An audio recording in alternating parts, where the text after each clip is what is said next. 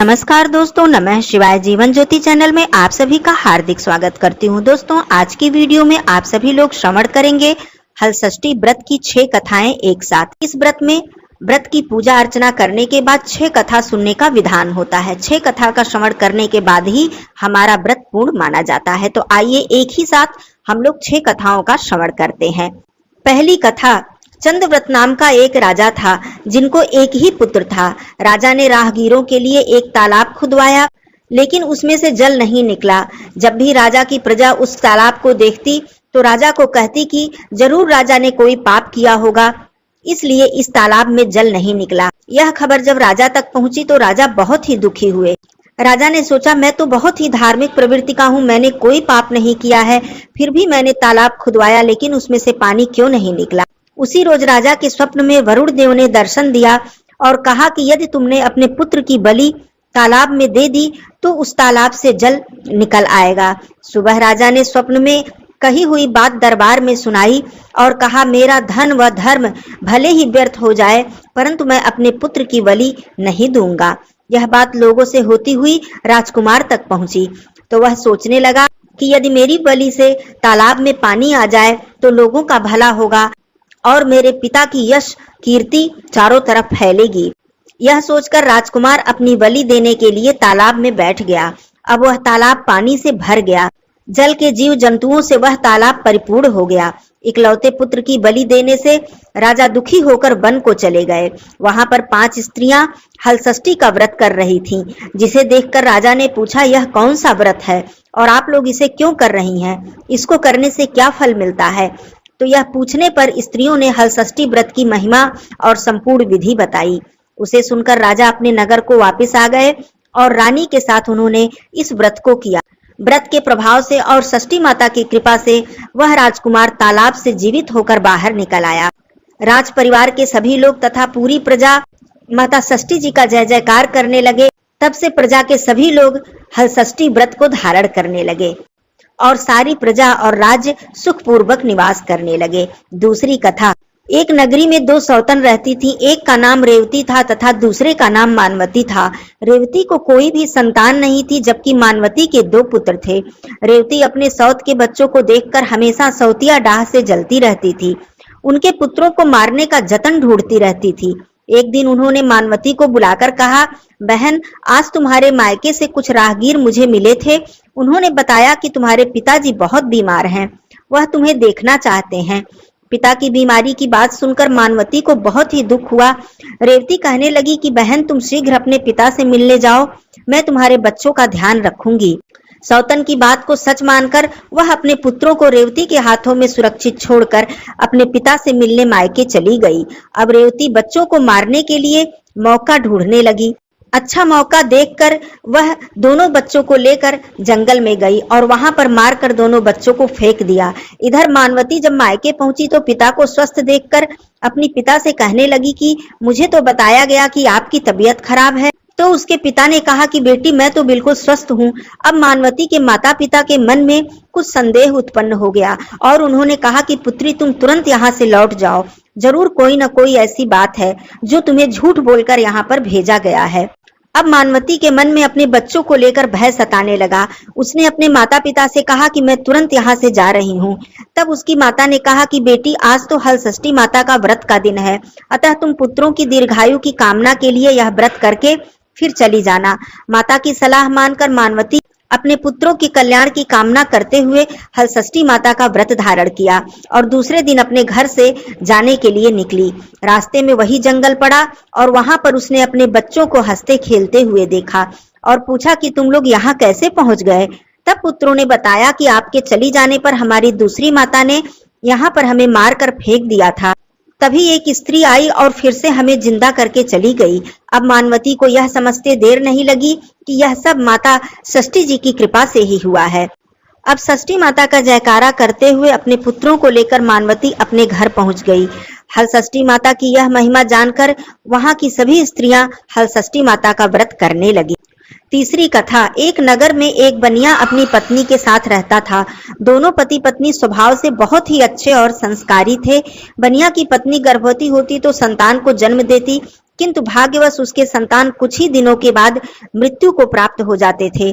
इस प्रकार एक एक करके उस बनिया की 6 संतान मृत्यु को प्राप्त हो गई। इस कारण वह दोनों बहुत ही दुखी रहने लगे। इस दुख के कारण उन दोनों ने सोचा कि अब हम जीवित नहीं रहेंगे और आत्महत्या करने के उद्देश्य से घर से वन की ओर चले गए। वहां जंगल में उन्हें एक साधु मिले तो साधु महाराज से उन्होंने अपनी सारी व्यथा सुनाई।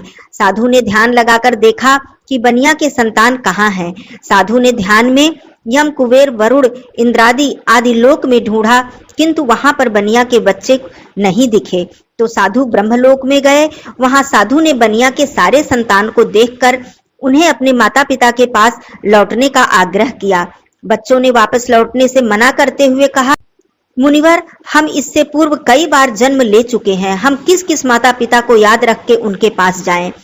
और हम जन्म, मृत्यु और गर्भ के चक्कर से अब मुक्त हैं। अब हम नहीं जाना चाहते।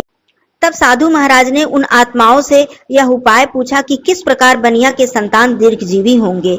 तब उन आत्माओं ने बताया कि यदि बनिया और उनकी पत्नी मिलकर हलषष्ठी माता का व्रत करें, पूजन करें और कथा का श्रवण करें, तब उनके पुत्र दीर्घजीवी होंगे। उन आत्माओं से इस प्रकार का उपाय सुनकर साधु महाराज ध्यान से वापस आए और बनिया से सारी बातें बताई और हलषष्ठी व्रत के कथा और नियम और पूजन की सारी विधि बताई। साधु से इस विधि विधान को सुनकर दोनों पति पत्नी घर को आए और हलषष्ठी व्रत का जब दिन आया तो उन्होंने व्रत रखा, पूजन किया और कथा का श्रवण किया। हलषष्ठी माता की कृपा से बनिया की पत्नी गर्भवती हुई और सुंदर संतान को जन्म दिया।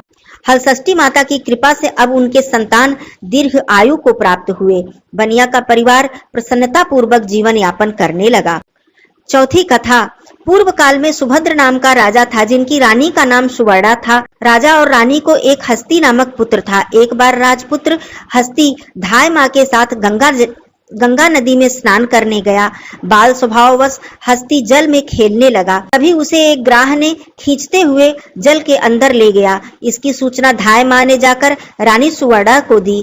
इस पर रानी ने क्रोधवश धाय के पुत्र को धधकते हुए अग्नि में डाल दिया। पुत्र शोक से व्याकुल धाय माँ निर्जन वन में चली गई और वन में एक सुनसान मंदिर के पास रहने लगी। वन में सूखा तृण, धान्य, महुआ इत्यादि जो भी मिलता वह खा लेती और मंदिर में विराजित माता पार्वती जी, भगवान शिव जी की और गणेश जी की पूजा करने लगी।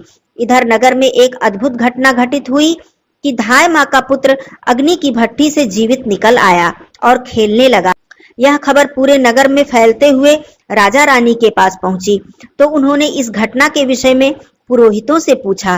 तभी सौभाग्य से वहां पर दुर्वासा ऋषि आ पहुंचे। राजा और रानी ने ऋषि का पूजन करके धाय के पुत्र के जीवित हो जाने का कारण पूछा तो दुर्वासा ऋषि ने कहा कि राजन, आपके डर से धाय जंगल में एकांत होकर व्रत कर रही है। यह सब उसी व्रत का प्रभाव है। अब राजा और रानी सभी नगर के वासी दुर्वासा ऋषि के साथ उस जंगल में उस धाय के पास गए और उस व्रत के विषय में पूछने लगे। तब धाय ने कहा कि राजन, मैं पुत्र शोक से दुखी होकर यहाँ रहने लगी और यहाँ व्रत ग्रहण करके भगवान शिव, पार्वती जी और गणेश जी और स्वामी कार्तिकेय जी का पूजन करके सूखा तृण, धान्य, महुआ आदि खाकर रहने लगी। तब रात को स्वप्न में शिव परिवार ने दर्शन दिया और कहा कि तुम्हारा पुत्र जीवित हो जाएगा। अब रानी ने भी इस व्रत की विधि पूछी तो दुर्वासा जी ने हलषष्ठी व्रत की संपूर्ण विधि बतलाई। राजा और रानी ने हलषष्ठी व्रत को जानकर इस व्रत को धारण किया। व्रत के प्रभाव से राजपुत्र हस्ती ग्राह के चंगुल से छूटकर खेलते हुए नगर में वापस आ गया। अपने पुत्र को पाकर राजा और रानी सुखी हो गए और धाय भी अपने पुत्र के साथ प्रसन्नता पूर्वक जीवन यापन करने लगी। यही बालक आगे चलकर परम प्रतापी राजा हुआ और अपने नाम से हस्तिनापुर नगरी को बसाया। पांचवी कथा। प्राचीन काल में एक ग्वालन थी। उसका प्रसव काल अत्यंत ही निकट था। एक बार वह प्रसव से व्याकुल थी। दूसरी ओर उसका मन दूध दही बेचने में लगा हुआ था। उसने सोचा कि यदि प्रसव हो गया तो मेरा दूध और दही यूं ही पड़ा रह जाएगा और मुझे पैसे भी नहीं मिलेंगे। यह सोचकर दूध और दही का घड़ा सर पर रखकर वह बेचने के लिए चल पड़ी। किंतु कुछ दूर पहुंचने पर उसे असहनीय प्रसव पीड़ा हुई और उसने झरबेरी की ओट में एक बच्चे को जन्म दिया। उस बच्चे को वहीं पर छोड़कर वह पास के गांव में दूध दही बेचने चली गई। संयोग से उस दिन हलषष्ठी का व्रत था। गाय और भैंस के मिश्रित दूध दही को उसने झूठ बोलकर बेच दिया। गांव की स्त्रियों ने भैंस का दूध और दही समझकर उससे वह दूध दही खरीद लिया। उधर झरबेरी के आड़ में जहां उसने अपने बच्चे को छोड़ा था, उसके समीप ही एक किसान खेत में हल चला रहा था। अचानक ही उसके बैल भड़क उठे और हल का जो फल था वह बच्चे के शरीर में घुस गया और वह बालक मृत्यु को प्राप्त हो गया। इस घटना से किसान बहुत ही दुखी हुआ और फिर उसने हिम्मत करके धैर्य से झरबेरी के कांटों से ही बच्चे के पेट में टांके लगा दिए और वहीं उसे छोड़कर चला गया। कुछ देर बाद ग्वालिन दूध बेचकर वहां पर जब आई तो बच्चे की ऐसी दशा देखकर उसे समझते हुए देर नहीं लगी कि जो मैंने पाप किया है यह उसकी ही सजा है। मैंने झूठ बोलकर गांव की महिलाओं को गाय का दूध बेच दिया और गाय की स्त्रियों ने वह दूध ले लिया और उनका व्रत खंडित हो गया। यदि मैं ऐसा नहीं करती तो मेरे बच्चे की यह दशा नहीं होती। अब वह इस पश्चाताप को अपने मन में रखकर लौटकर उस गांव में सारी स्त्रियों को सत्यता बता दी और सबसे क्षमा मांगने लगी। गांव की स्त्रियों को दया आ गई और गांव की स्त्रियों ने कहा, हम लोगों ने तुम्हें क्षमा किया, जाओ तुम अपने बालक को देखो कि वह बालक स्वस्थ है या नहीं। सबसे क्षमा मांगते हुए रोते हुए वह स्त्री फिर से अपने बालक के पास पहुंची। उसने देखा कि सभी स्त्रियों के आशीर्वाद से उसका बालक फिर से जीवित हो गया है। फिर से वह अपने बालक को लेकर गांव में पहुंची और सभी के समक्ष कभी भी झूठ न बोलने का प्रण लिया। सभी स्त्रियां उसके बालक को जीवित देखकर बहुत ही प्रसन्न हुईं और हलषष्ठी माता को प्रणाम करके उन्हें धन्यवाद करने लगी। छठवीं कथा। एक बार काशीपुरी में एक देवरानी और जेठानी रहती थी। देवरानी का नाम तारा था और जेठानी का नाम विद्यावती था। दोनों अपने नाम के अनुरूप ही तारा उग्र स्वभाव की तथा विद्यावती अति दयालु थी। एक दिन दोनों ने ही खीर पकाई। खीर को ठंडा करने के लिए दोनों ने आंगन में रख दिया और बातें करते हुए अंदर बैठ गई। तभी दो कुत्ते आए और खीर देखकर खाने लगे।